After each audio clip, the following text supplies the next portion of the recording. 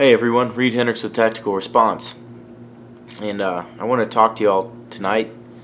And if you notice that I'm a little down and not as upbeat and as intense as I normally am, it's for a couple of reasons. Number one, I'm just not. I'm absolutely exhausted. I hadn't had much sleep the last few days, maybe 3 hours, 4 hours max.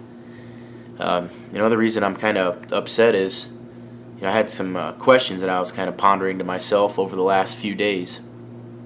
But let me start by saying this, that all the bad things that you've heard about the ranch at Bunkerville or about the Bundy family or anything else like that, any bad stuff you've heard about them, I'd throw all that stuff away, because I've been with them for the past few days, and I can tell you that they are the absolute epitome of an American family and what it should be. Okay, they take care of one another. They take care of themselves. They're they have a lot of children and grandchildren. The kids play and with the animals on the ranch, and just full of laughter. They go in the river. You can hear them splashing around and playing. And they treat you, just amazingly well. So anything bad you're hearing about that, or any of the lies about the stuff, that it's just throw it all away. There's been a huge amount of propaganda about this from the very beginning, starting with the fact that all these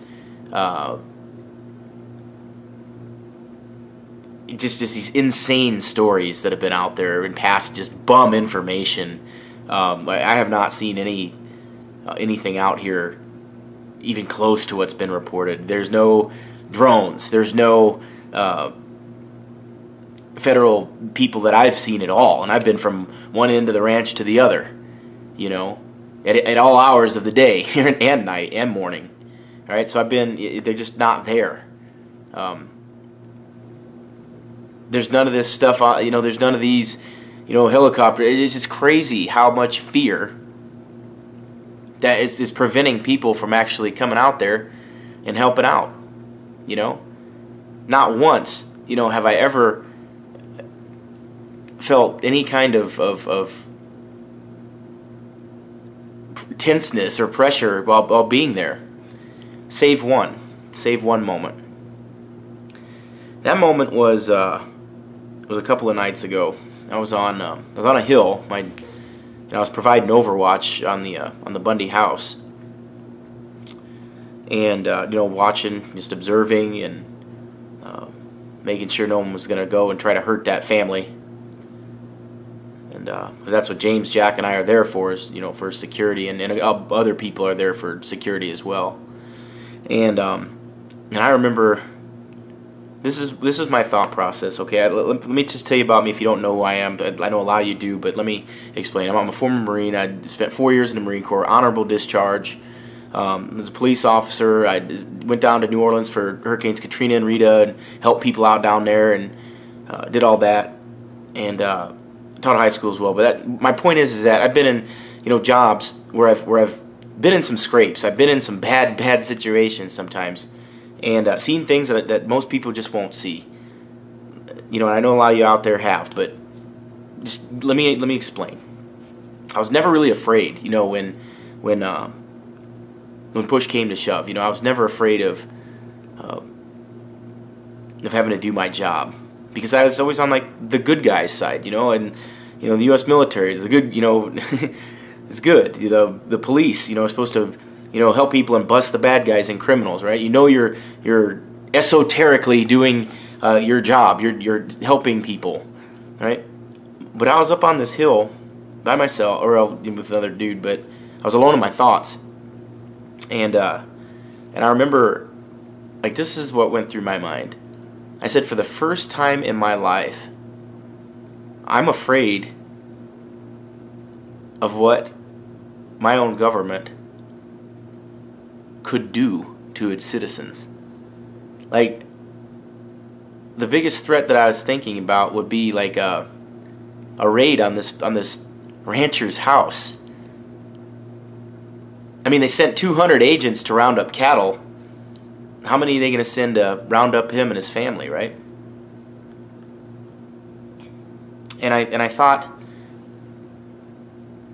I'm not going to start anything. I mean, in tactical response, we teach our students to avoid, deter, and de-escalate the situation. Avoid all that stuff. So I wasn't going to start anything. If I was going to touch a trigger, it's going to be because someone touched a trigger at me, right? And if I did that, I mean, I could never go home again. I'm not going to go home and sleep in my bed and continue my job and do all that. It's going to be the worst fucking thing in the world. But I just thought about that when I was up there. I thought about the fact that I may be forced to do that. And a lot of you out there train, and maybe you don't train, maybe you just own a lot of stuff, and you say to yourself, oh, when the time comes, I'm going to step up to the plate and do that. I'll give my guns bullets first. Hey, listen, I'm telling you right now that I don't know what it's going to take to get you people out there involved. And you got your American citizens, that are in danger of being hurt by their own government. They already proved that they were willing to do it. They almost shot the protesters there. I don't know what it's going to take for the American people to rally together in numbers based on the Constitution and the rule of law. And I'm talking about government following the rule of law, not us. We follow the rule of law. What's it going to take to unite us all on principles of freedom? What's it going to take? Okay? What does tyrannical government look like to you? Because to me, it looks like 200 armed agents, murdering this guy's cattle, breaking his farm equipment, and then burying it and trying to hide it. And yes, they did do that. And shot his cows. I saw a cow today that was so abused and hurt, it can't even walk. Because they drug it for I don't even know how long they drug it for. But it couldn't walk. It had scrapes and scabs and everything else. Scared of people. The cow wasn't even that way before. So that to me is what tyrannical government looks like. So I'm asking you all out there, the next time stuff like this happens, what's it going to take for you? Okay, to stand shoulder to shoulder with people that are tired of it. Okay, you think that this is going to get done? You think that this is going to get done without getting up there and getting involved? I mean, geez, folks, y'all can get together, on a Sunday or a Saturday for a football game, 80, 100,000 people, no problem, and then cheer on your teenagers throwing a ball around. You can do that and feel good about it and almost cry if your team wins, right? You can do that, right? Well, shit, I cried last night, but it wasn't about for some sports game. It was about the fact that it's got to this point in this country, and I never thought I'd see it in my lifetime, but I did. And so I'm asking you, what's it going to take, and what's it going to take to get together? And I don't care what your political leanings are. I think people all around would benefit from freedom and having the government follow it. Believe it or not, folks, they're not all powerful. Okay, they're not. They're not all powerful. They're not nearly as organized as you think they are. They don't have these freaking drones constantly surveying you. Okay, they don't have all this. They don't have it. You give them way too much credit. And what's the other option? Sit there and bitch until there's nothing to bitch about. Till you're not allowed to bitch anymore.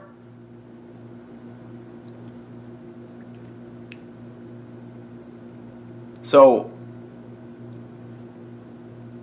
maybe take this video as a moment of reflection. Not on just what I said, but for yourself. Reflect deep down inside yourself. Make it real. Put yourself up there, okay? Put yourself up there in my position the other night. Where do you draw your line? And I really hope that maybe this influenced you somehow. I'm absolutely exhausted, and I'm gonna get some sleep because I am going on security detail tomorrow, and I need to get some rest. And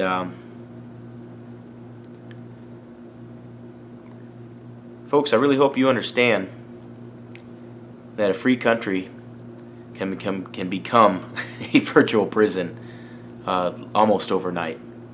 And I really hope that you understand that. Together we're a lot stronger than we are disjointed.